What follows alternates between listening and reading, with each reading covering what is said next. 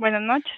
Mi nombre es María Fernanda y soy una ejecutiva comercial en CRS, Corredora de Seguros. Bienvenidos a nuestra charla del mes de octubre de nuestro proyecto CRS Wellbeing, cuidando nuestra salud mental. En CRS nos interesa cuidar de nuestros clientes y por esta razón con nuestro proyecto Wellbeing buscamos una educación en salud integral por medio de nuestras charlas mensuales. Les recuerdo que estas charlas son grabadas y van a estar disponibles en nuestro canal de YouTube en caso de que deseen revisitar algunos de los temas que trataremos esta noche. Los invito también a quedarse hasta el final de la charla, ya que se hará una rifa entre los participantes. Esta noche la charla será liderada por la licenciada Cristina Guerrero, profesional en psicología. Les recuerdo que por favor mantengamos nuestros micrófonos silenciados y cámaras apagadas para una mejor fluidez en la charla. Si presentan algún comentario o alguna pregunta para la doctora, por favor realizarla por medio del chat. Sin más preámbulos, le doy la palabra a la doctora e iniciamos. Buenas noches, bienvenidos. Para mí es un placer estar compartiendo con ustedes este espacio educativo. Se nos dio, por fin. Primero tuvimos que aplazar por una situación que lamento mucho, la pérdida de una compañera de algunos de ustedes, y posteriormente por un problema de salud mía. Entonces yo les agradezco la espera y la bondad de acompañarme esta noche. Vean, este es un tema, el de la salud mental, que es apasionante. Realmente es muy amplio y les voy a comentar brevemente que yo empecé a trabajar desde la psicología justamente por un proceso que me fue de reflexión, que me fue llevando a comprender, pues yo era educadora en primera instancia, soy educadora. Y en determinado momento yo empecé a sentir la necesidad de que para poder ayudarle más a mis estudiantes, yo debería estudiar psicología. Entonces estudié psicología y obtuve un grado en psicología también educativa. Posteriormente me di cuenta que no necesariamente eran las situaciones como de problemas de aprendizaje, etcétera, las que generaban que los chicos no aprendieran de una forma a su ritmo, pero adecuada. Entonces decidí hacer la especialidad en clínica. Cuando ya obtuve mi especialidad en clínica, seguía trabajando con chicos de primaria y resulta que me di cuenta de que para lograr ayudar a los chicos, yo tenía que ayudar a los padres, porque generalmente los niños o los conflictos que presenta un niño son como el síntoma de cómo manejan los padres algunas de las situaciones dentro de la familia. Entonces empecé a estudiar terapia enfocada a la familia y a la pareja. Entonces ha sido un proceso y un camino muy interesante de profunda reflexión, es el que me tiene aquí ahora con ustedes. Ya soy una persona grande, que sigue muy apasionada por el tema de la salud mental, de la salud emocional, y que siempre está en proceso de aprendizaje. Entonces yo espero que sea un espacio provechoso para todos, y si en algún momento existe la necesidad de hacer una segunda parte, porque es muy amplio, entonces ustedes me lo hacen saber y yo estaría encantada. En este momento voy a compartir con ustedes la presentación para irnos guiando con el tema.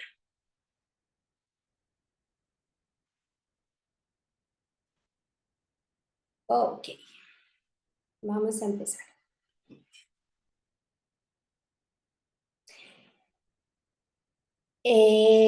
Vamos a irnos a la segunda de una vez. Y resulta que aparece una definición que es la definición dada por la Organización Mundial para la Salud. Que entre otras palabras más, palabras menos, dice que la salud mental es el bienestar emocional, psicológico y social. Tal vez algunos de ustedes se preguntarán, pero emocional y psicológico no es lo mismo. No, hay una diferencia. Lo emocional es lo instintivo y lo psicológico es lo que pensamos acerca de lo instintivo que nos pasa. Por ejemplo, nos asustamos, cuando estamos chiquitos sentimos miedo y nuestro cerebro interpreta ese miedo. Esa interpretación es psicológica. Entonces, se va produciendo con el paso del tiempo lo que se llama o conocemos como sentimiento. Una emoción es instintiva, es inconsciente, un sentimiento es racional, está en el consciente, en teoría, y es más duradero. Este, y bueno, resulta que el bienestar en estas áreas influye tanto en lo que pensamos como en cómo reaccionamos ante las diferentes situaciones, cuáles son las emociones que nos caracterizan y también influyen en nuestras relaciones. También interfiere en el manejo que nosotros hacemos del estrés y, por supuesto, muy importante en nuestra toma de decisiones. Entonces, como ustedes podrán analizar, ya solamente con este parrafito entendemos que la salud mental tiene que ver con todo. El ser humano es un ser humano integral. La ciencia tiene que atomizarlo para poder entenderlo, al igual que la realidad. Nosotros vivimos en un mundo que está interconectado. Sin embargo, para poder conocerlo, tenemos que fraccionarlo. Y resulta que en este momento en la psicología, la neurociencia está intentando volver como a la integralidad del ser humano. ¿Por qué digo esto? Porque la salud mental interfiere con la salud física también, pero cuando nosotros perdemos la salud física, eso también interfiere en nuestra salud mental. Entonces todo está estrechamente interconectado. Eso es como para que lo tengamos en cuenta. Entonces, no es solo la ausencia de enfermedad o de malestar, sino que más bien es como un estado de bienestar general que nos permite hacerle frente a las vicisitudes de la vida, a las complicaciones que la vida trae, este, y vivir de una manera satisfactoria a pesar de. ¿Verdad? Y esto es lo que nos cuesta muchísimo, no crean que les cuesta solo a algunos, nos cuesta a todos. En algunos momentos de la vida, todos pasamos por situaciones que sentimos que nos sobrepasan. Y como hablaba anteriormente, abarca la integralidad del ser. Nosotros somos entes o seres emocionales, psicológicos, somos sociales, espirituales, hay una dimensión espiritual en todos nosotros, independientemente de si somos creyentes o no. Esa espiritualidad o esa área espiritual tiene mucho que ver también con el equilibrio de las emociones nuestras, pero también somos seres sociales, también somos seres familiares, somos hijos, somos trabajadores, somos hermanos, somos amigos, etcétera. Entonces, la salud mental abarca la integralidad de todo el ser. Si nosotros tenemos un problema de pareja, se rompe la integralidad. Si tenemos un conflicto con nuestro mejor amigo, nuestra mejor amiga, por un tiempito, nuestra vida decae un poquito. Nuestra motivación para resolver el día a día decae un poquito. Entonces, si eso lo tomamos en consideración en este momento, digamos, hablando de un enojo momentáneo, temporal, que nos puede hacer decaer, imagínense ustedes lo que sucede con situaciones como más profundas. Ahora vamos a hablar un poquito de cuáles son los factores de riesgo que pueden poner nuestra salud mental en riesgo, digamos, a lo largo de la vida. Un débil vínculo afectivo con nuestros padres o nuestros cuidadores. Ese es todo un tema. Digamos que eso necesitaría como una charla aparte. Cuando nosotros no logramos establecer un buen vínculo con nuestros cuidadores, con papá, con mamá, con la abuelita, con la persona que nos cuida, que pasa la mayor parte del tiempo con nosotros, entonces ya en ese momento se establece una herida emocional que es un poco profunda. Todos tenemos heridas emocionales, ¿verdad? La primer gran herida emocional es el nacimiento.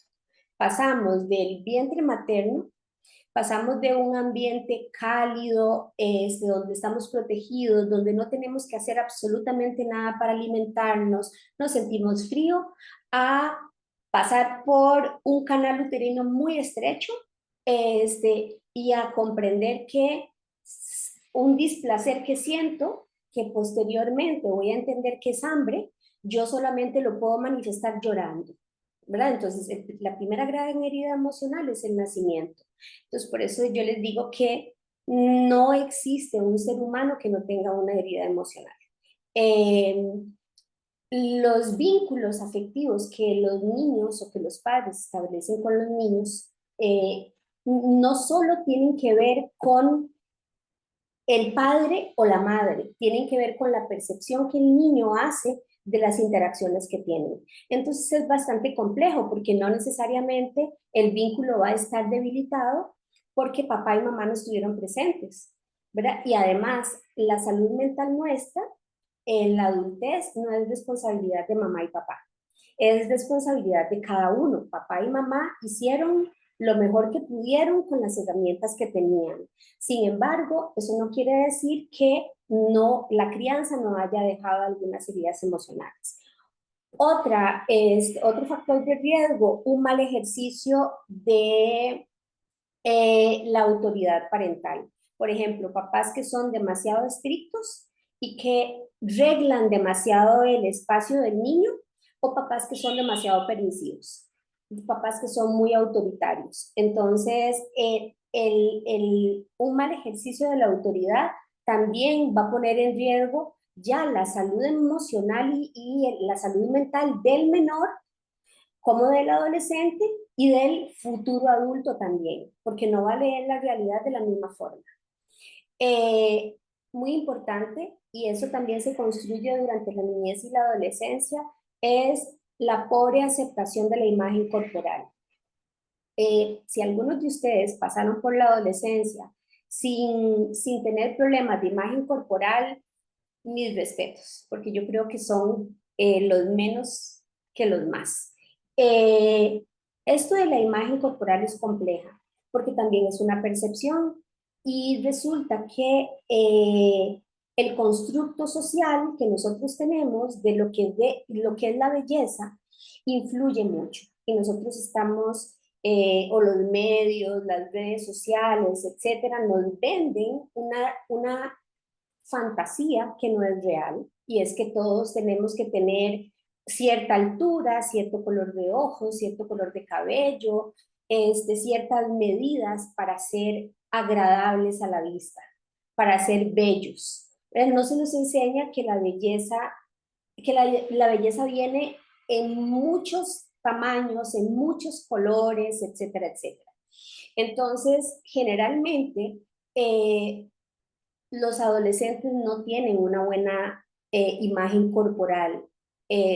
A veces los niños tampoco, pero se da más en la adolescencia.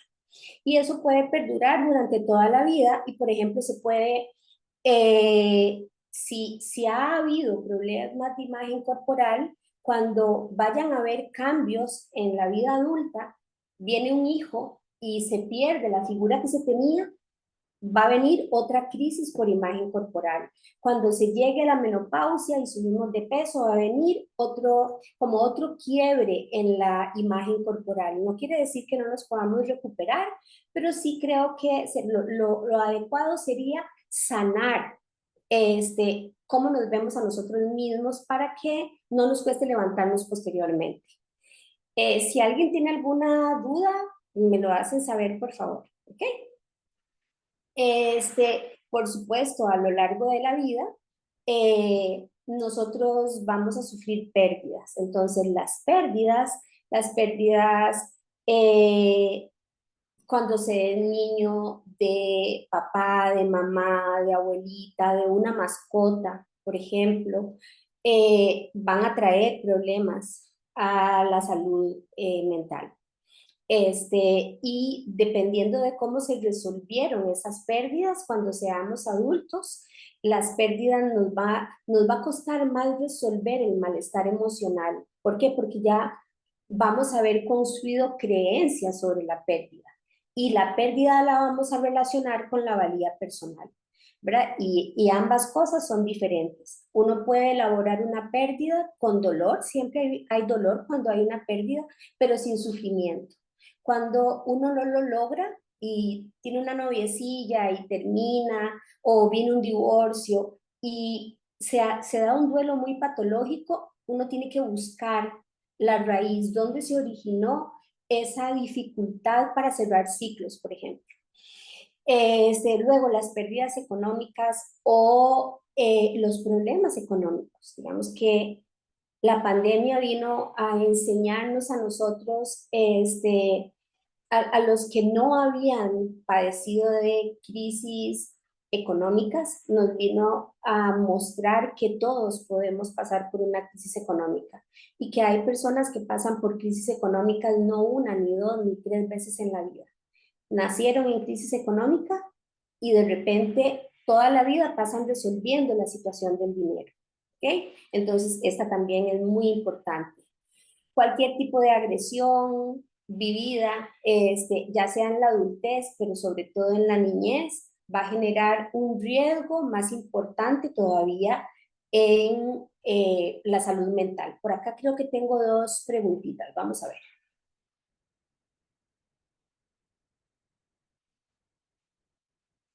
Vamos a ver. Ok. Me preguntan, José me dice, también somos complicados. No sé, yo antes creía eso, pero yo creo que nosotros nos complicamos y el arte de mantenernos saludables integralmente es entender de dónde viene nuestra complicación para descomplicarnos. Después podemos hablar del asunto. Otra pregunta dice, eh, ¿cuáles son los pasos de los duelos para enfrentar las diversas pérdidas? Vamos a ver. Todas las personas tenemos herramientas diferentes, todos somos diferentes, no todos vamos a enfrentar los duelos de la misma manera y no todos experimentamos la resolución de los duelos de la misma forma. Hay personas que logran resolver los duelos hasta por fallecimiento de un ser amado en poco tiempo, porque tienen herramientas emocionales para hacerlo. Y hay personas que se quedan pegadillas muchísimo más. ¿Por qué? Porque hay heridas de la infancia no tratadas y primero hay que tratar las heridas de la infancia para luego procesar todo el duelo en general. Pero son 5 las etapas del duelo. Ellas no es que, por ejemplo, viene la etapa del shock, y luego viene la etapa como hay una del enojo, hay otra de la tristeza y hay una de la aceptación. Ellas no son cronológicas, son lógicas, entonces se van traslapando, se van resolviendo, no una a la vez, sino que va entrando una, sale otra, pero en algún momento una canción, un sonido, pasar por cierto lugar, nos evocó un recuerdo y entonces tal vez ya estábamos mucho más tranquilos con la tristeza y de repente amanecemos ponchados y pasamos ponchados una semana. Entonces, bueno, la elaboración del duelo es un proceso, sí pasa por ciertas etapas y cómo las vamos a resolver depende de cada uno de nosotros y de las herramientas que tengamos. Y me preguntan que si hay un tiempo promedio para elaborar un duelo. No, no lo creo. Este, se habla de que si nosotros no hemos elaborado un duelo, este, 2 años después de haber perdido a una persona que queremos, se podría casi estar hablando de un duelo patológico, ¿verdad? Es decir, un duelo complicado de resolver. Pero como hablamos anteriormente, eso depende de cada quien, ¿verdad? Puede que para mí yo sea una persona mucho más sensible y a mí me lleve más tiempo elaborar un duelo. Lo que sí es, no podemos estar en la misma posición. Por ejemplo, si perdimos a mamá y mamá es un referente afectivo muy importante, yo puedo estar muy triste durante unos meses, pero luego la tristeza va a ir bajando y en algún momento va a llegar la aceptación. Si yo me quedo atorada en la tristeza, eso se convierte en sufrimiento. Ahí ya estaríamos en un duelo ya patológico. ¿Por qué? Porque nosotros tenemos que irnos moviendo de lugar. Es decir, vamos a tener menos tristeza con el pasar de los meses, 6 meses, 7 meses, debería ir disminuyendo, aunque luego nos devolvamos un poquito. Entonces, como las etapas son lógicas y no cronológicas, no existe un tiempo determinado. Depende de cada quien. Vamos a ver. Por acá dice, ¿cómo hago para descubrir el origen de cómo cerrar los ciclos? Aún sigo enamorado. Ok. Si mal no estoy comprendiendo, eh, tenés, tenés un tiempo ya de haber terminado una relación y todavía seguís extrañando a esa persona. Yo creo que esto está relacionado con ciertas heridas de la infancia. Por ejemplo, y la interpretación que nosotros hicimos de ciertos eventos. Por ejemplo, un niño que entró al kinder pudo haber estado muy motivado para ir, llegar, ver todo aquello decorado de colores y prácticamente decirle a mamá, chao, nos vemos después, váyase, después viene por mí. Y ese niño dimensionó la situación de una forma adecuada. Pero otro niño que tiene como una vinculación demasiado ansiosa, demasiado estrecha, digamos como que hay un apego muy ansioso, lo vive como mi mamá ya no me quiere, me dejó aquí. Esa fue la interpretación que el niño hizo. Estas personas que viven ciertas situaciones como un rechazo van a tener más dificultades para cerrar los ciclos de amor, por ejemplo, de ruptura. ¿Por qué? Porque tienden a generar apegos ansiosos. ¿Verdad? No es lo mismo tener un apego ansioso que tener un apego evitativo, que tener un apego más saludable. Entonces, existen varias heridas, está la herida de abandono, la herida de rechazo, la herida de injusticia, la herida de vergüenza y se me escapa otra en este momento.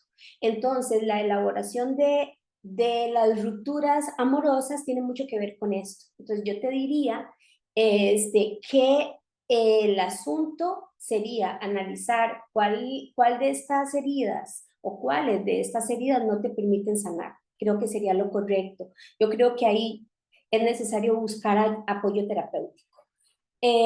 Vamos a ver, Alexander dice, ok, lo del tiempo para cerrar el velo, ya lo hablamos. Otra persona pregunta, el psiquiatra me envió un medicamento, este, que si las dejo de tomar me deprimo, pero todo el mundo me dice que yo puedo manejar esa situación sin medicamento. Eso es todo un tema. Eso es todo un tema. Yo no te puedo dar una respuesta profesional porque no te conozco. Yo yo te invitaría a que vos te preguntes si vos has tenido un problema de depresión o de ansiedad desde que eras chiquita. Si no ha sido así, ¿en qué momento aparece el malestar emocional? ¿Con qué está relacionado? Si está relacionado con una pérdida, si está relacionado con un no sé qué, un no poder dar cuenta de qué te lo genera. Este, Jamás le recomendaría a alguien que deje de tomar un fármaco que recetó un psiquiatra. Yo lo que creo es que tenés que tener un seguimiento y hacer una aclaración acá. El medicamento ayuda a disminuir los síntomas, ¿ok? Pero no te ayudan a resolver la situación. Por ejemplo, si es una depresión por un evento que te acaba de pasar, o por heridas emocionales no resueltas, por creencias que tenés que ir a terapia para resolver esos conflictos emocionales y psicológicos y posteriormente se retira el medicamento, ¿verdad? Pero tiene que ser supervisado por el psiquiatra, ¿verdad? Por ejemplo, yo trabajo de manera interdisciplinaria, así lo hacemos aquí en la clínica, y cuando yo detecto que una persona no está avanzando en el proceso de terapia, se está deteniendo mucho porque el malestar es demasiado, entonces lo refiero al psiquiatra. El psiquiatra medica y yo voy valorando los avances que vamos teniendo en terapia y yo puedo recomendarle a mi compañero que revise la dosis, la medicación, porque tal vez yo considero que es prudente irla bajando para ver si la persona ya está preparada para irla retirando. Pero es un proceso, corazón, no puedes retirarla y la gente, vamos a ver, las personas a veces porque queremos mucho a las otras personas, damos una recomendación, pero la damos no desde el conocimiento, sino desde el amor, ¿verdad? Y no necesariamente lo hacemos de una manera prudente. Entonces yo diría que deberías recurrir a terapia y de lo contrario, de nuevo visitar al psiquiatra para ver si él cree que vos tenés que seguir tomando el medicamento. Herida de traición, gracias Yolanda, correcto. Hay otra, la otra herida es la herida de traición. Y luego, otra persona me indica que también le pasa lo mismo, lo de las pastillas, que son antidepresivos. Y que se las medicó un médico general. Intenté dejarlas y creo que no te fue bien, ¿ok? ¿Existe algo que nos indique que debemos tomarlas siempre o solamente un tiempo?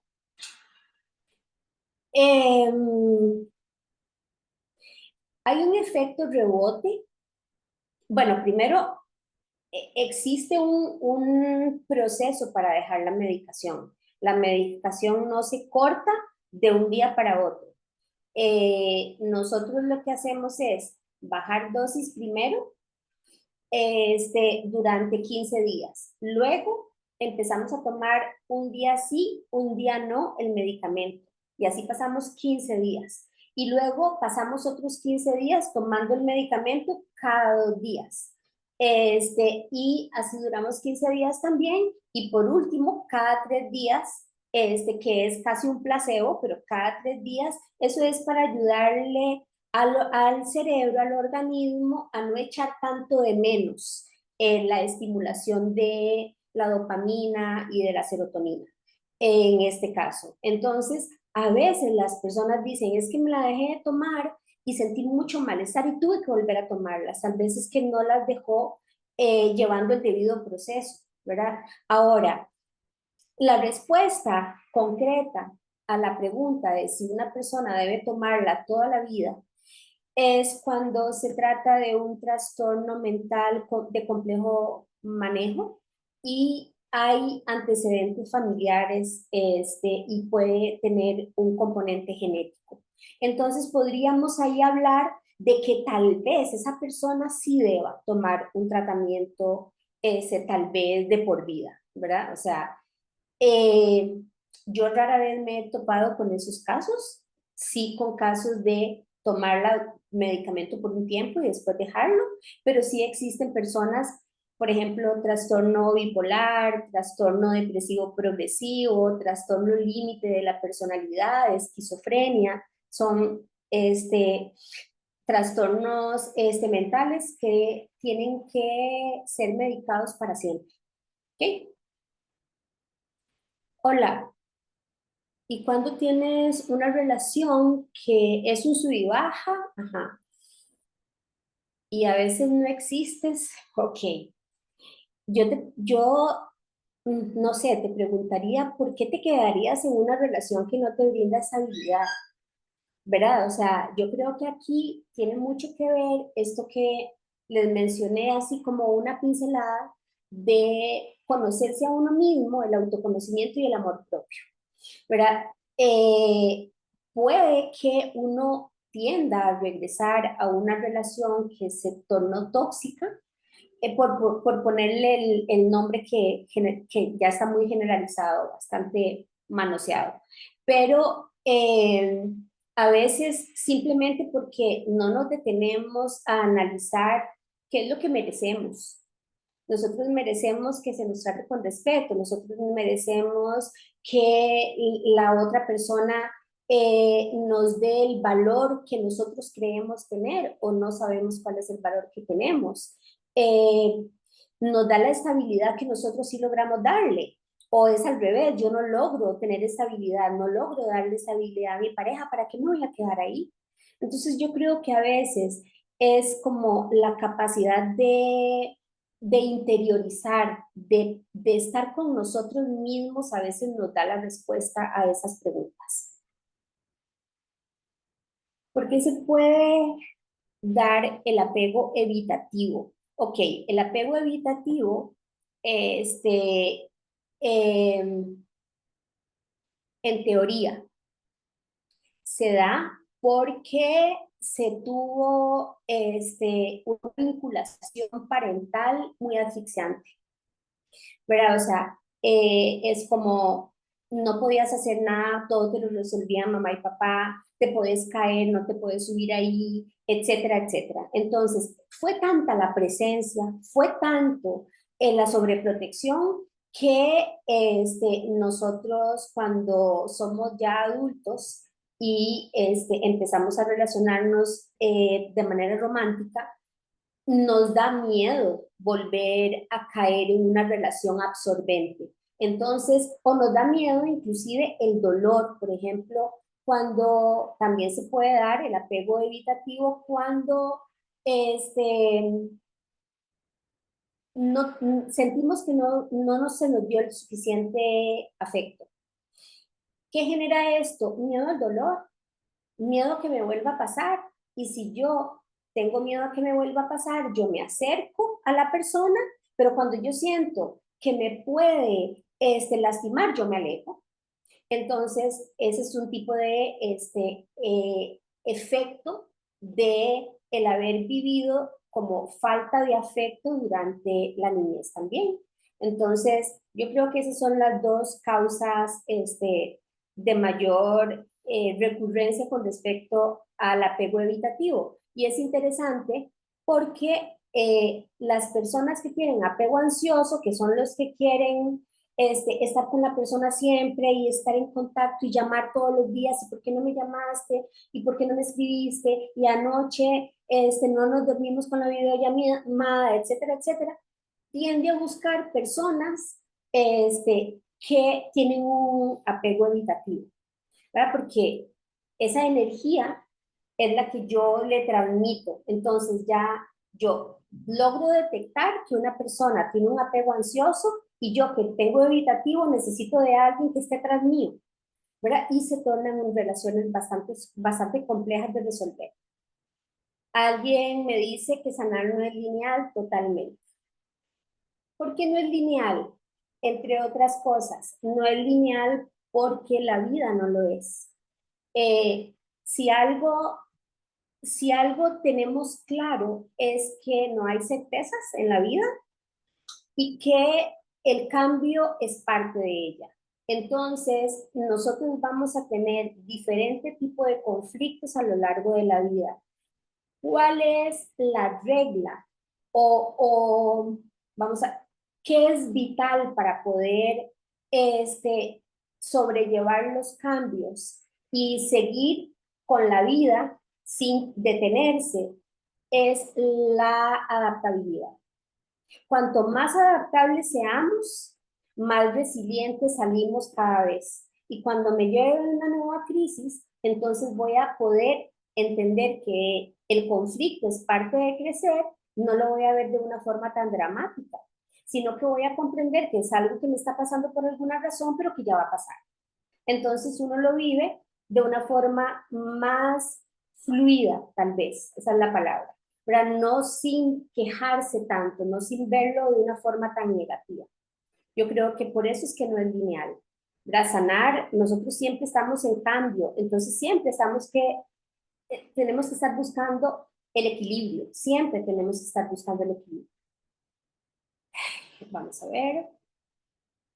Ok, aquí Katia nos dice que con una pérdida que ella tuvo, eh, la ayuda de Dios y de la música le ayudó muchísimo. Y ella me pregunta, ¿la música ayuda? Todas las artes ayudan. Todo arte es tremendamente terapéutico. Entonces, escuchar música, hacer música, pintar, por ejemplo, arteterapia, pintar mandalas. Ustedes se sienten muy ansiosos, se sienten con pensamientos muy intrusivos. Respiren profundo, compren un libro de mandalas, compren lápices de color y pinten. Pinten y canten mientras pintan. Cuando uno está poniendo a trabajar el hemisferio izquierdo y el hemisferio derecho a la misma vez, entonces el pensamiento que nos está atormentando se va, no tiene espacio en ese momento y es tremendamente terapéutico. Y por otro lado, Katia, era lo que habíamos hablado, de que la parte espiritual es muy importante para poder mantener el equilibrio mental. Eh, Tal vez las personas, vamos a ver, los valores están en la parte espiritual, ¿verdad? O sea, el alma es la mente, pensamientos, sentimientos, emociones, y ahí está la parte espiritual también. Es todo lo que tiene que ver con valores, la gratitud, la amabilidad, tiene que ver con la parte espiritual.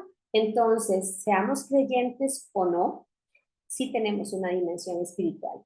Y si cultivamos que hay una energía que tiende al bien, que hay una energía, una frecuencia que nos conecta con todo lo positivo, entonces nosotros vamos a ver la vida de una forma más optimista. Hay una persona que dice, en mí la música no me funciona, porque mal la recuerdo. Ok, yo creo, José, que esto te está sucediendo porque estás viviendo en el pasado. Cuando uno vive en el presente, habiendo sanado ya la situación que ya pasó, lo que pasó, no podemos hacer nada por lo que pasó. Entonces, si nosotros logramos comprender que la vida se vive hoy, entonces de repente la música que te recuerda a cierta persona, en lugar de traerte tristeza, podría traerte recuerdos positivos vividos con esa persona. Pero cuando uno todavía está arrastrando el pasado, es cuando pasa lo que vos estás diciendo. Ok, yo creo que por ahorita terminamos con vamos a seguir con la presentación. Vamos a ver hasta qué hora llegamos hoy. Vamos a ver, el haber sufrido, volvemos al acoso y a la agresión de cualquier índole y en cualquier momento de la vida.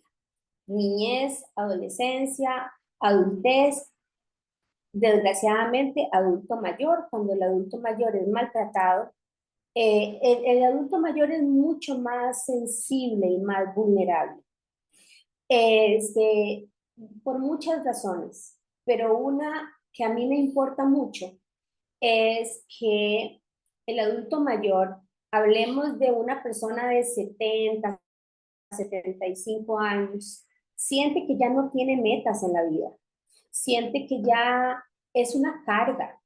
Y si además nosotros no los tratamos con cariño, si además se sienten rechazados, si además les hacemos ver que hacemos demasiado por ellos y no lo agradecen, imagínense cómo pueden sentirse en tal vez la última etapa de su vida, ¿verdad? Es muy complicado de manejar. Otro factor que pone en riesgo la salud mental y esto es muy importante también, es la dificultad para poder equilibrar los tiempos, nuestros tiempos, en una vida tan acelerada que llevamos todos en este momento. Equilibrar la vida laboral, la vida social, la vida personal es muy complejo y entonces sobrevienen muchas culpas. Culpa porque no le estoy dando tanta atención a mi familia, culpa porque no puedo ayudarle a estudiar o a hacer las tareas a mis hijos y ellos están en primero y en cuarto grado, pero además tengo que trabajar, llego cansada y ni los vuelvo a ver porque tengo que hacer un montón de labores antes de, pero entonces esta dificultad para poder tener un equilibrio nos desequilibra. Y desgraciadamente, lo único que podemos hacer acá es priorizar, ¿verdad? ¿Qué podemos nosotros, qué es lo urgente a resolver? Eh, Llegar del trabajo y saludar a mi esposa o saludar a mi esposo, a los chicos, preguntarles cómo estuvo el día, etcétera, y después hacer labores de la casa o llegar, medio saludar y hacer labores de la casa, ¿verdad? Si papá llegó primero, pues a papá le tocó hacer labores de la casa antes, ¿verdad? Para que cuando llegue mamá, mamá termine hacer ciertas labores y pueda compartir con los niños un poco más de tiempo. Entonces, el no tener la vida equilibrada genera culpa, genera confusión, genera estrés, genera insatisfacción, puede generar adicciones también. Esa es una de las situaciones como más complejas. El tener la inteligencia emocional para poder resolver prioritariamente el día a día. Y las adicciones, por supuesto, ¿verdad? O sea, hace unos meses, no hace ni un año, permiso, no hace ni un año, tuve un paciente, es un muchachito de 18 años que eh, se fue a la playa y resulta que en la playa compraron marihuana y lo que pensamos es que la marihuana que compraron era de mala calidad y que venía como alterada, adulterada. Le metieron cochinadillas ahí. Este, Como que se tomó dos tragos y fumó y le dio una crisis psicótica. Cuando a mí me lo trajeron, este, perdía como contacto con realidad. No sabía si la realidad era esta o si la realidad se daba cuando él estaba durmiendo. Entonces lo vio el psiquiatra y él me dice efectivamente, tiene paranoia, no diferencia muy bien realidad de tal. Entonces, ¿qué se le diagnosticó? Se le diagnosticó esquizofrenia por consumo. Cuando esto es así, entonces lo que sucede es que se le medica por un año y luego se le va retirando el medicamento. Si no aparecen delirios, alucinaciones, paranoia, entonces la persona, bendito Dios, se salvó de tener que pasar medicada toda la vida, pero no solo de eso, sino que con la esquizofrenia, esa es una enfermedad eh, degenerativa. En algún momento ya la persona deja de ser funcional totalmente, aunque tome su medicamento. Entonces, este chico es un caso como un poco extremo, pero cada día se dan más, ¿Por qué? Porque cada día hay más drogas a las que recurrir y tanto adultos como adultos jóvenes como adolescentes, a veces se les hace muy complejo decir no. Vamos a ver si tenemos por aquí. Ok, seguimos.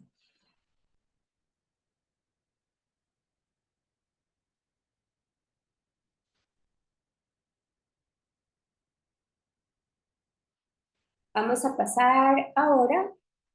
Chicos, se me olvidó cómo se cierra esto. Ya, creo.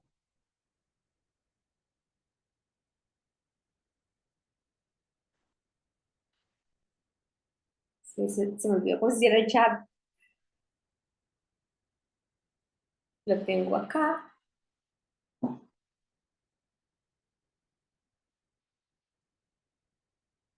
Vamos a ver. Bueno, pero igual yo puedo verla en este otro lado. Vamos a ver por dónde vamos.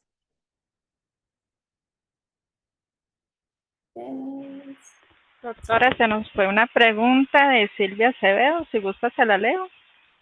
Por favor. Claro, dice, ¿existen terapias de pulsaciones cerebrales para quitar el miedo? En especial en el deporte, ¿funcionan? Otra vez, por favor. Claro. Está lloviendo muchísimo acá. Uy, aquí también dice, ¿existen terapias de pulsaciones cerebrales para quitar el miedo?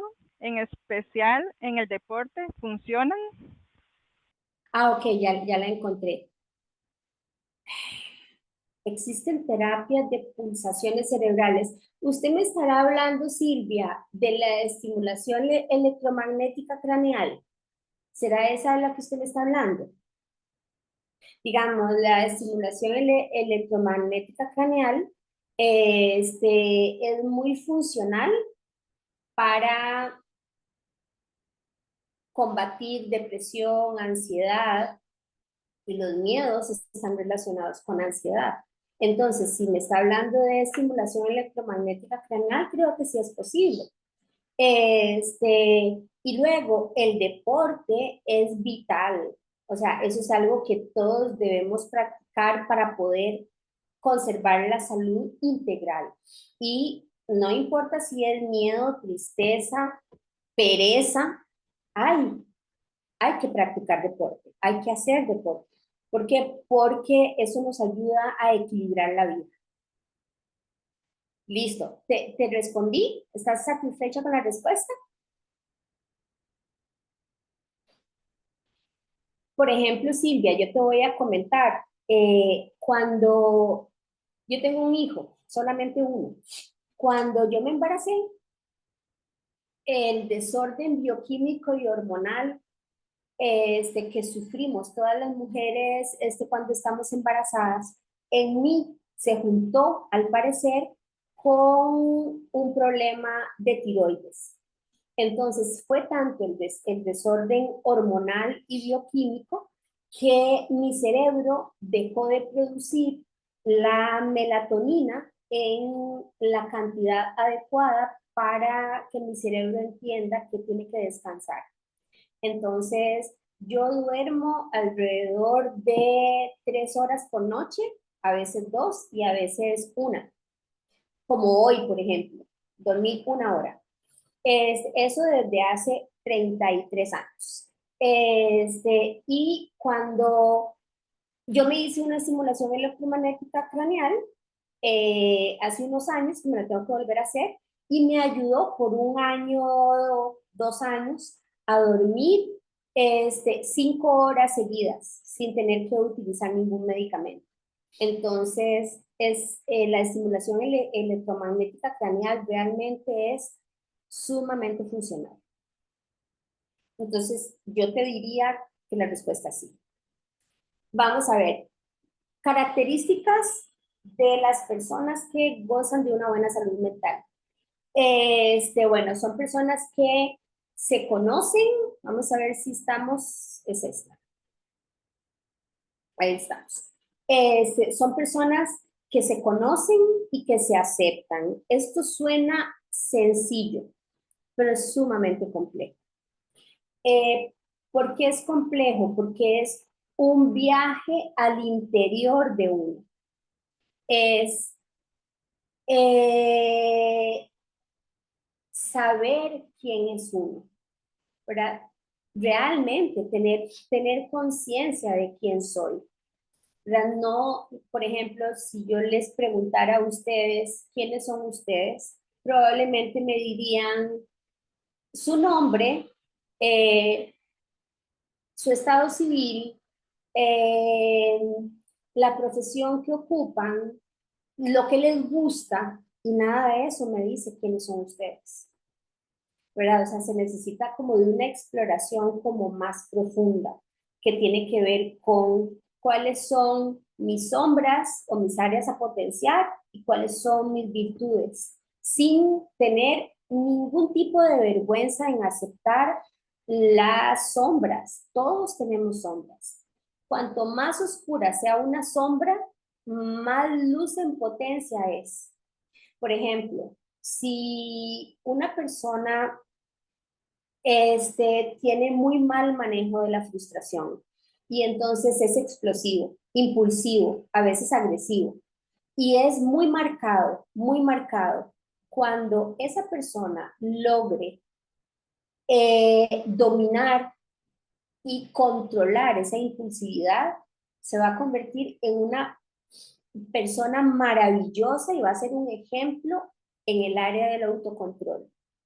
Entonces, no hay que tenerle miedo a las sombras. Las sombras se aceptan, se acogen y se trabajan. Y las áreas potenciadas están potenciadas, ¿verdad? Pero el autoconocimiento tiene que ver con eso. ¿Quién soy yo? ¿Cuánto me quiero? ¿Cuánto me valoro? ¿Cuánto me acepto? Independientemente de que esté en el lugar en el que yo quisiera estar, con lo que nosotros creemos que son fracasos y con los aciertos. Si yo logro aceptarme que esa soy yo hoy, eh, probablemente no voy a ser la misma dentro de 3 meses, ¿verdad? Y probablemente dentro de 6 meses tampoco sea la misma. Entonces, el proceso de aceptación, así como la salud, es un proceso en el que nosotros tenemos que invertir tiempo. ¿Por qué? Porque nosotros cambiamos y cambiamos siempre. Entonces no somos los mismos. Y como no somos los mismos, tenemos que estar otra vez como valorándonos, ¿verdad? ¿Qué estoy haciendo bien? ¿Qué hice hoy? Que no me siento conforme con lo que hice. Es como estarse revisando constantemente. Y esto lo lleva a uno a tener un diálogo interior muy positivo con uno mismo. Vamos a ver. Dice, ¿existe alguna técnica para erradicar pensamientos intrusivos? Ok. Este, sí existen técnicas, ¿verdad? Sí tendríamos que encontrar la raíz, la raíz de por qué se da ese diálogo interno negativo. Este, Vamos a ver. Yo creo que el diálogo interno negativo, los pensamientos intrusivos son muy agotadores. O sea, la persona que los vive son personas que no descansan bien. O sea, cuando se lleva al extremo, digamos, no duermen bien, no se concentran bien, siempre están llenos de culpa, siempre tienen miedo, siempre tienen muchísimo miedo. Este, y el autoconocimiento, el hablar con el miedo, el hablar con estos pensamientos, ¿qué me venís a recordar?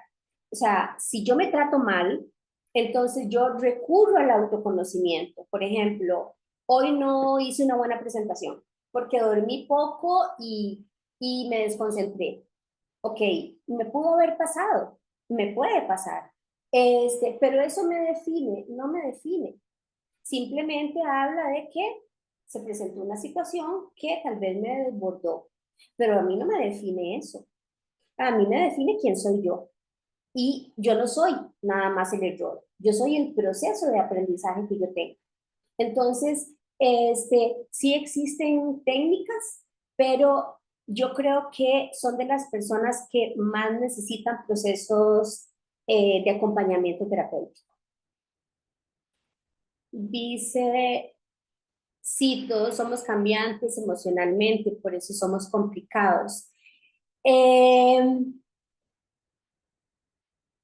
yo creo que nosotros cambiamos porque, porque crecemos de las situaciones que vamos viviendo, ¿o no? ¿Verdad? Entonces, si nosotros crecemos del conflicto, nos volvemos muy resilientes. Entonces cambiamos para bien, nos fortalecemos mental, emocionalmente. Si nosotros los conflictos los vivimos como fracasos, entonces nos complicamos, ¿verdad? Dejamos de creer en nosotros, nos deprimimos y entonces se da lo que José nos está mencionando, ¿verdad? Que como que cambiamos, somos muy inestables emocionalmente hablando, ¿verdad? Y el objetivo de la salud mental es obtener equilibrio. Y obtener equilibrio, a veces nosotros lo creemos muy complicado, pero tal vez la respuesta está en cómo gestionamos nosotros el estrés. ¿Qué hace el estrés en nosotros? ¿Verdad? ¿Cuánto tiempo pasamos estresados? Estamos intoxicados de cortisol, que es la hormona que se segrega y se segrega cuando nosotros estamos en ese estado de alerta. Cuando nosotros nos sentimos estresados, eso casi que estoy llegando al final, cuando nosotros estamos estresados, el eje, se activa el eje de la supervivencia. ¿Okay? El eje de la supervivencia es vital. Nosotros estamos hoy aquí gracias al eje de la supervivencia, gracias a que el cortisol activaba a las personas en ciertos momentos históricos para que pudieran huir, para que pudieran defenderse. Eran peligros reales. Hoy en día, nosotros, el estrés, otra vez, enciende el eje de la supervivencia, y se segrega la misma cantidad de cortisol que si estuviésemos en riesgo real. Pero hoy en día el riesgo no es real, el riesgo es simbólico. El riesgo tiene que ver con la interpretación que nosotros hicimos de ciertas emociones. Ahí entra la parte psicológica. Entonces, ¿cómo gestionemos nosotros el estrés? Es lo que puede ayudarnos a mantener el cortisol en, en un punto adecuado para motivarnos a accionar, pero no para intoxicar la zona prefrontal. ¿Por qué? Porque la zona prefrontal es la que nos permite tomar decisiones, anticipar las posibles consecuencias de las decisiones que vamos a tomar,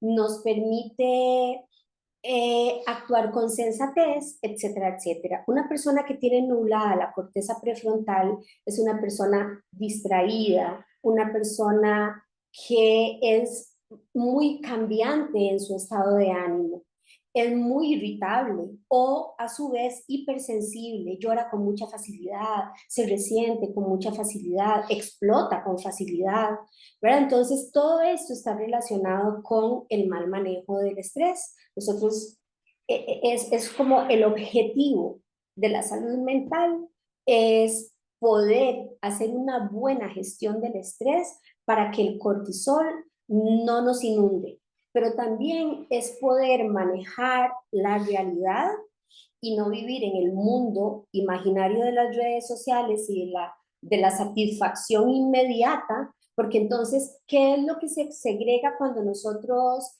estamos teniendo demasiados estímulos que nos gustan? Por ejemplo, la pornografía. La pornografía es sumamente adictiva y cada vez se necesita de más y de más ruda, de más pesada, para poder sentir lo mismo que sentimos como cuando la vimos la primera vez. Entonces nosotros vivimos en la era de la satisfacción inmediata. Si tenemos un poquito de tiempo libre, generalmente pasamos metidos en las redes sociales, pasamos viendo TikTok, pasamos jugando, pasamos consumiendo algún tipo de droga. El asunto es como que no nos damos tiempo a nosotros. Y cuando eso sucede, lo que se libera es dopamina. Y la dopamina es maravillosa, pero no si es adictiva, porque cada vez vamos a necesitar más redes para más likes para sentirnos plenos con nosotros mismos, ¿verdad? Entonces, pasamos de tener relaciones interpersonales a tener relaciones virtuales. Pasamos de tener una vida sexual satisfactoria para pasar pendientes de qué video de pornografía nuevo encuentro, ¿verdad? Entonces, es como cómo volver a lo que era más simple, sin tanta tecnología de por medio. ¿Para qué? Para que volvamos a la era, a la época en la que disfrutábamos más de las relaciones interpersonales, conversábamos más, cenábamos en familia y no cada quien con su teléfono, etcétera, etcétera. Vamos a ver si me perdí de algo.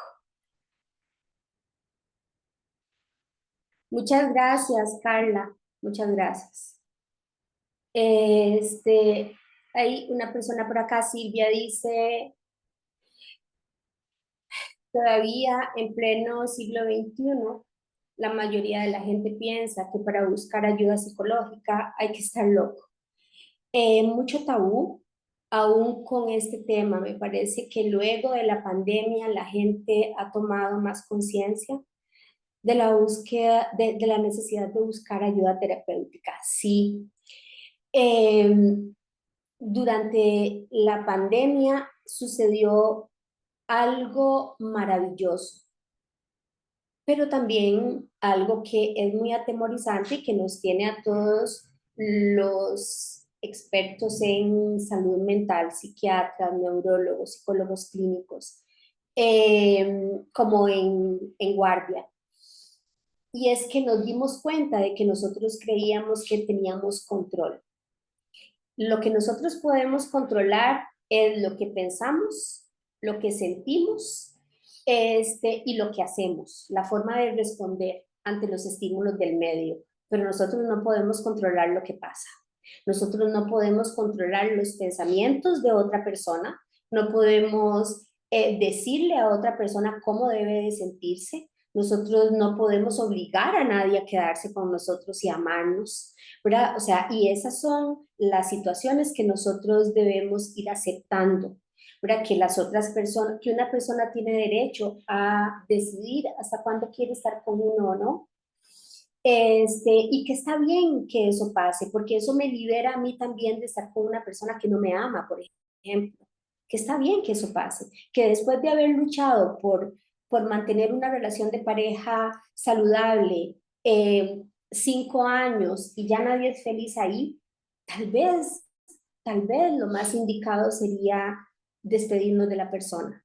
Que si no tenemos el puesto que queríamos alcanzar cuando teníamos 35, que no pasa nada si nos damos más tiempo para llegar a ese puesto y tampoco pasa nada si no lo obtenemos, ¿ya? Porque tal vez venga otro mejor. Entonces, el tratar de entender que nosotros nos planteamos metas y que hacemos todo lo posible para conseguirlas, pero que hay mucho que no está dentro de nuestro control, es uno de los mayores aprendizajes de la pandemia. Y eso atemoriza, porque antes creíamos que teníamos control, y ahora no. Bueno, tenemos control a veces de la economía, no tenemos control de cuántas plazas disponibles hay para el desempleo que hay en cada uno de los países, etcétera, etcétera, etcétera. Entonces, la incertidumbre y el cambio son dos constantes de la vida y tenemos que hacer las paces con eso. Tenemos que entender que o es necesario que lo comprendamos, que nosotros hacemos lo mejor que podemos y que la vida a veces coincide con uno y resulta que uno lo obtiene y a veces no coincide. Y la pregunta es, si no coincide, ¿habrá un para qué? ¿Pero qué puedo hacer mientras tanto? ¿Cojo un atajo? ¿Me desvío hacia otro objetivo? ¿Qué sé yo? ¿Verdad? Pero sí es complejo. Creo que la adaptabilidad y aceptar que no tenemos control sobre lo que pasa y que tampoco tenemos certezas absolutas y que adaptarnos lo más rápido posible al cambio es lo que nos brinda estabilidad. Yo creo que gran parte de la salud mental tiene que ver con esto. Muchas gracias, Carla. Ojalá que haya una segunda parte. ¿Qué recomienda para tratar de convivir con una persona que siempre recuerda los malos momentos vividos con todas las personas que le rodean? Uy, este, yo creo que es importante que la persona que vive en el pasado trabaje para poder soltar. Cuando nosotros vivimos en el pasado, entonces le pasamos facturas a personas que no tienen nada que ver con lo que ya pasó, porque lo que ya pasó, que no tienen nada que ver con lo que ya pasó, le vivimos cobrando facturas que no les corresponden. Entonces, y por otro lado, si a nosotros nos ha pasado algo, voy a mencionar un ejemplo. Si yo perdoné una infidelidad, yo me tengo que hacer cargo de ese perdón. Yo no puedo seguir con mi pareja recriminándole cada cierto tiempo, sí, pero cuando me fallaste, sí, pero es que yo todavía me siento dolida, no. Si yo decidí perdonar, yo solté. Si no estoy dispuesta a soltar, entonces esa relación se tiene que terminar. Yo tengo que ser responsable de las decisiones. Yo no puedo atar a alguien a que viva una vida eh, en castigo, en penitencia, porque yo no logré perdonar y porque yo no logré soltar. Si yo no lo logro, entonces mejor me voy, ¿verdad? Entonces, mi estimado José, yo creo que el problema es que la convivencia con una persona que vive en el pasado es compleja porque nada del presente o pocas cosas del presente o van a estar a la altura de lo que ya pasó o van a curarme de lo que ya pasó. Entonces son personas que se sienten víctimas siempre, víctimas de lo que me hicieron, víctimas de cómo crecí, víctimas de... Y cuando uno se siente víctima, uno siente que todos los demás están en el deber de resolverle la vida a uno. Y en realidad nadie nace para ser feliz a otra persona. Suficiente responsabilidad tenemos con ser felices nosotros, con buscar esa estabilidad nosotros. Si yo me uno a una persona que se ha trabajado, que se conoce, se acepta, se ama y es responsable de sí mismo y yo soy responsable de mí misma, probablemente juntos vamos a tener una vida muy plena. Pero si yo soy esa persona que puede vivir en el presente, que suelta con facilidad, que fluye, que ante los cambios se adapta, etcétera, y me uno con una persona que vive o en el pasado o en el futuro, es complicado coincidir, es muy complejo. Entonces, mi recomendación es que si la persona no quiere buscar ayuda, eh, el que tiene que tomar una decisión es uno, ¿verdad? Porque la mayor responsabilidad que uno tiene es con uno mismo. Y eso no es ser egocentrista, no es ser narcisista como mucha gente piensa. Mi mayor responsabilidad es eh, priorizarme para estar saludable, no por ser egoísta.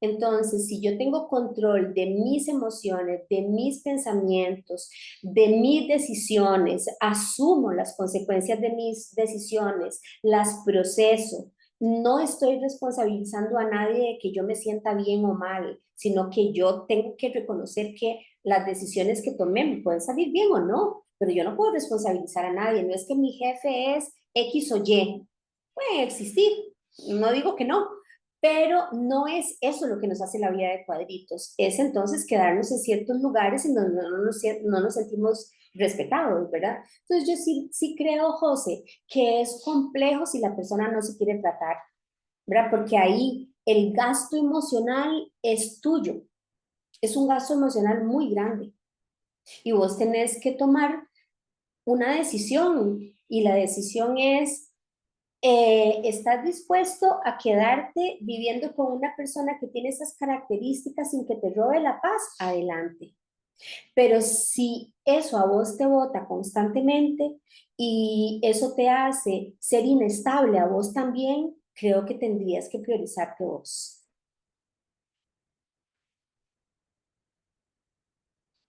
Sí, correcto, eso. Como ya perdonó, pero los trae, ¿verdad? O sea, eso es todo un tema.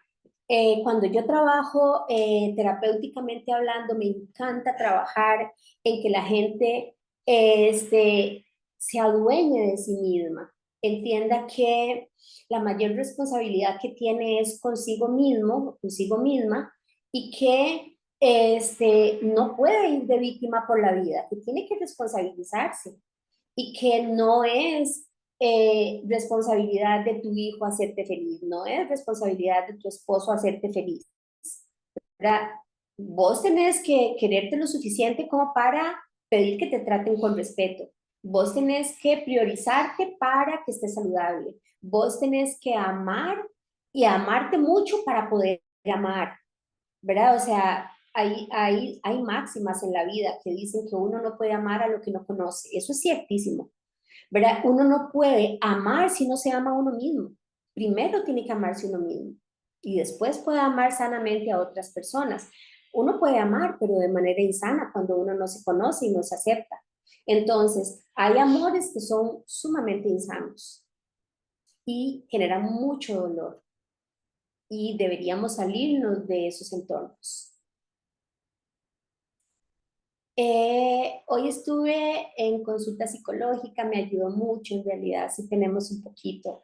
Me alegra mucho, chicos. Se voy a ver qué hora es. No sé cuántos estamos conectados. ¿Alguien podría decirme, por favor? Claro, hay 58 participantes. ¿Perdón? 58 participantes, tenemos bastante público. Ok, ok. Vea, estoy leyendo mensajes lindísimos, excelente charla, cómo se alcanza a amarse uno mismo. Podemos hacer una cosa, yo les voy a pasar mi número de teléfono y no les prometo contestar las llamadas, pero sí les prometo contestar un WhatsApp, ¿ok? No necesariamente el mismo día porque me escribe muchísima gente. Tanto pacientes como de otros temas que tengo que resolver. Pero dependiendo de cuáles sean como las consultas, las dudas, podríamos organizar otra charla. También les puedo dar mi dirección de correo electrónico para que ustedes me hagan alguna consulta, ya sea consulta de cómo se hace para sacar una cita, cómo hago para obtener, cómo sé a qué terapeuta debo recurrir. Eso es sumamente importante, chicos, sumamente importante. ¿Qué perfil tiene que tener la persona que ustedes quieren que los acompañe en un proceso de descubrimiento personal, de crecimiento y de sanación? ¿Verdad? Tiene que tener un enfoque humanista, cognitivo-conductual, no puede ser un psicoanalista. ¿Por qué? Porque nos da toda la vida y no llegamos al punto donde tenemos que llegar. Entonces, si ustedes tienen alguna pregunta, y les puedo responder un WhatsApp o un correo electrónico, con muchísimo gusto lo voy a hacer. Muchas gracias, Julio. Gracias a todos por estar tan atentos, gracias por la gran participación. Me encanta cuando doy una charla tipo conversatorio porque yo creo que eso logra como a veces la duda de uno es la duda de muchas personas. Entonces, yo creo que cuando son conversatorios, la gente se puede ir con muchas dudas sí, pero tener dudas es importante, porque la duda nos permite investigar más. Y algunos se pueden ir como con alguna idea de qué es lo que necesitan o dónde buscarlo también. Entonces, bueno, para mí ha sido un placer, chicos. Estoy agradecidísima con ustedes porque era una hora y ya me he pasado bastante. Hay algunas preguntas que pues, no voy a poder responder, pero voy a ponerles mi contacto. Eh, yo lo puedo escribir al chat y les llega a todos o no. Si alguien me dice, por favor. Sí, correcto. Ok, Pues, entonces yo voy a escribir mi correo electrónico.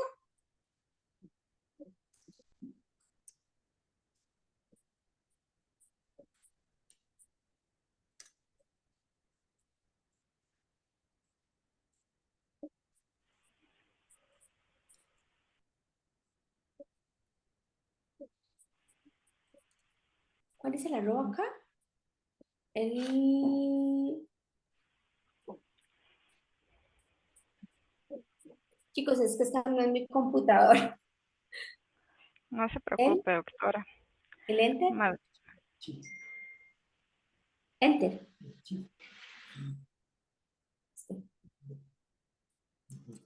No, me salió el 2.